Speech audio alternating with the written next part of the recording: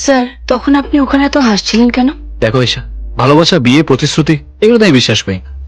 সারা জীবন একসাথে একটা সম্পর্কে বাধা পড়াতে তো আরোই না।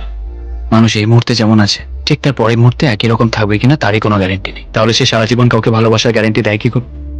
যখন একটু বোঝার মতো বয়সে বললাম, ভালোবাসাকে একটু একটু বুঝতে শিখলাম, তখন আমার মা বাবা আমাকে এসে জানালো যে ওরা আর একসাথে থাকতে চায় না, দে ওয়ান্ট আ ডিভোর্স। যখন একসাথে থাকতেই পারবে না তখন প্রেম করেছিলে কেন?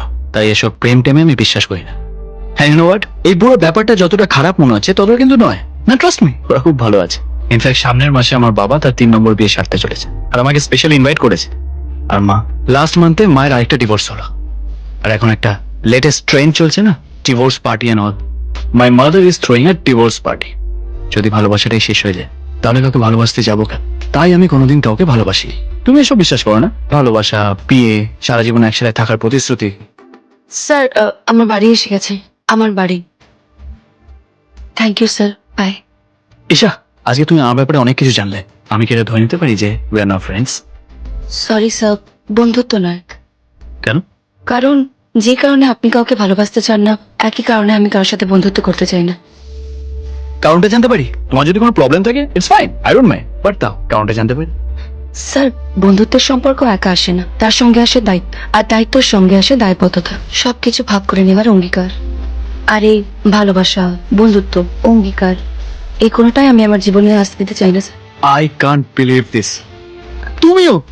ইউ নো হোয়াট, আমি ঠিক এরকমই ভাবি বলে লোকে আমাকে ভুল বোঝে। প্রথম এরকম কাউকে দেখলাম যে জীবনটা এক্স্যাক্টলি আমার মতো করে দেখে। ওকে ফাইন, তুমি যেটা বলবে সেটাই হবে। আমাদের মধ্যে কোনো কমিটমেন্ট থাকবে না, ভালোবাসা থাকবে না, বন্ধুত্ব থাকবে না। You know, but we like each others company. আমাদের চিন্তা ভাবনাও এক, আমাদের একসাথে থাকা উচিত। জাস্ট প্ল্যাটনিক ফ্রেন্ডস, যতদিন সম্ভব let's share our lifes together. আমরা আমাদের জীবনটাকে ভাগ করে নিই, তারপর তুমি তোমার স্পেস নিয়ে থাকবে, আমি আমার স্পেস নিয়ে থাকবো। এতে তোমার আপত্তি হওয়া উচিত না। ঈশা, তোমাকে ইন্দু আন্টির কষা মাংসের দিব্যি। Good night sir. Isha, good night. Good morning sir. Adi, miracle হয়ে গেছে। কালকের ইনসিডেন্টের পর মিস্টার আহুজা নিজে আমার থেকে ক্ষমা চেয়েছে। Your a Rockstar man. কালকের কষা মাংস কেমন ছিল? Morning ma'am. জমিয়ে খেয়েছিস না? Prachi, what is this?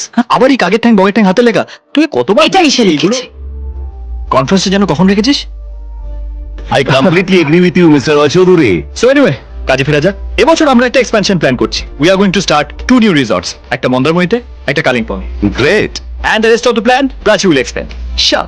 So, ladies and gentlemen, we will start talking Asha, on our দেখো। new projects. And as you know, And Mr. Chaudhary, আপনি ওনাকে special menu French and Mexican cuisine. তুমি dishes গুলো একটু লিখে ওকে দাও। স্যার। ভগবান, তুমি একদম কিলো করে দিয়েছো। ওর হাতের লেখাটা যদি ওর মতোই সুন্দর হতো। ইয়েস স্যার, লিখছি। and definitely. সর্বনাশ, ও লিখতে যাচ্ছে। No no no no no, oh my god, ও আবার লিখছে। Number 1 oh no. in India.